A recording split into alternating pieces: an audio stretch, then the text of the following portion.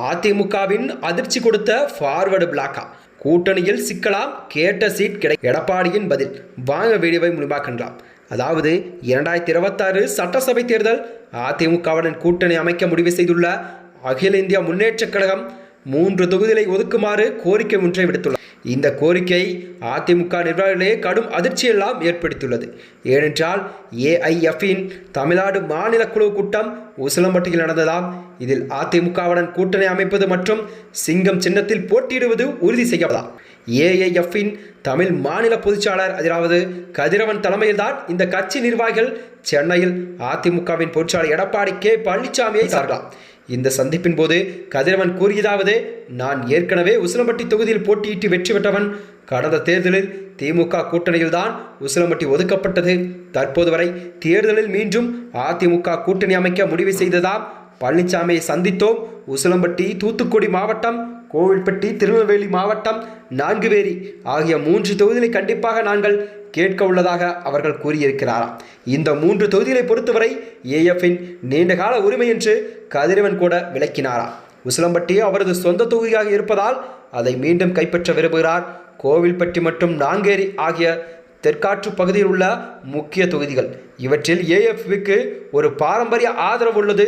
கட்சியில் உசிலம்பட்டி கூட்டத்தில் இந்த தீர்மானம் நிறைவேற்றப்பட்டதாம். அதாவது அதிமுகவுடன் இணைந்து திமுக ஆட்சியை கலைக்க வேண்டும் என்று தீர்மானிக்கப்பட்டதாம். ஆனால் இந்த கோரிக்கை என்பது ஒரு எதிர்பார்க்காத அதிமுக நிர்வாகிகள் அதிர்ச்சி அடைந்துள்ளார்கள். ஏஎஃப்பின் போன்ற சிறிய கட்சிகளுக்கு 2 அல்லது 3 தொகுதிகள் தான் ஒதுக்குவது வழக்கம் என்றாலும் இம்முறை 3 தொகுதிகளை கோரியது ஒரு பெரிய சவாலாக இருக்கும் என்ற நிலையில்தான் எடப்பாடி அவர்கள் அதற்கு மௌனம் சாதிக்கிறாராம். அதிமுக தற்போது பாஜக உள்ளிட்ட பெரிய கூட்டணிகளுடன் பேச்சுவார்த்தை நடத்தி வருவதால் சிறிய கட்சிகளுக்கான இடஒதுக்கீடு மற்றும் கடினமாக இருக்கும். பழனிசாமி இந்த கோரிக்கை எப்படி கையாள்வார் என்பதுதான் குறித்து கட்சியின் உயர்மட்ட தலைவர்களிடம் ஆலோசனை நடத்தி வருகிறார். ஏஎஃப்பின் இந்த முடிவு தமிழக அரசியலிலே புதிய சூழலை உருவாக்கியுள்ளது. கட்சியின் முன்பு திமுகவுடன் கூட்டணிந்த போது இப்போது அதிமுகவை நோக்கி திரும்பியுள்ளதாம். இது தெற்காற்று பகுதியில் அதிமுகவுக்கு உதவலாம் என்று கூட்டணி வட்டாரங்கள் கூறுகிறதாம். 2021 தேர்தலில் ஏஎஃப்க்கு 1 இடம் கிடைத்தது. இம்முறை 3 இடங்களுக்கான கோரிக்கை என்பது வெற்றி பெறுமா என்பதுதான் 2026 தேர்தலின் ஒரு முக்கிய அம்சமாக மாறியுள்ளது. இந்த சந்திப்புக்கு பிறகு அதிமுக இன்னும் ஒரு அதிகாரப்பூர்வை வெளியிடவில்லை. கூட்டணி பேச்சுவார்த்தை தொடர்ந்து நடக்கும் என்று எதிர்பார்க்கப்படுகிறது. தமிழக அரசியல் கட்சிகள் இந்த முடிவையெல்லாம் கவனித்துதான் வருவார்கள்.